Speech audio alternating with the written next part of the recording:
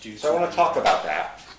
So generally, people will talk about a grinder like the niche as being better for medium and darker roast, and a grinder like this as being better for lighter roast. And the reason is that this grinder will make fewer fines. So what that means is the particles will be more or less the same size. This grinder will make particles more or less the same size, but a bunch of very small particles. The very small particles are called fines, and they help the puck stay together, but they also end up in your drink, and it's a bit silty, and it adds muddiness, lack of clarity. However, it really adds a lot of puck integrity.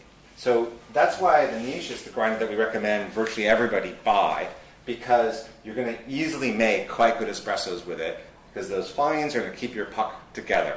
When the puck falls apart, you have rapidly increasing flow rate, a lot of sourness, it's not fun, and you get really frustrated. So buying a super expensive grinder means you're going to probably have less fun initially.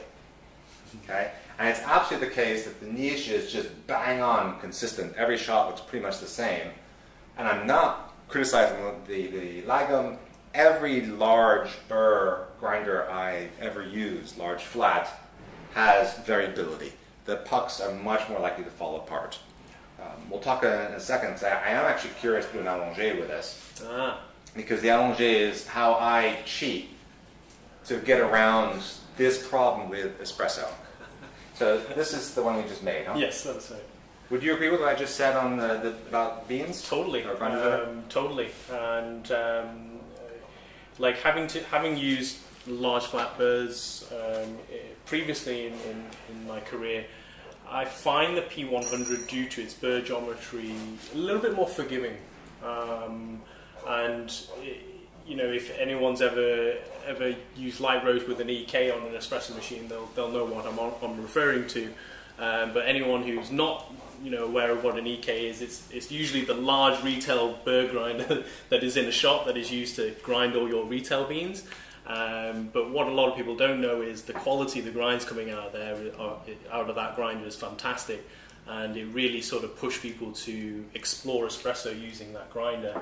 And you know, later on, this is how, you know, we have the likes of the P100 come out from those early on experiments.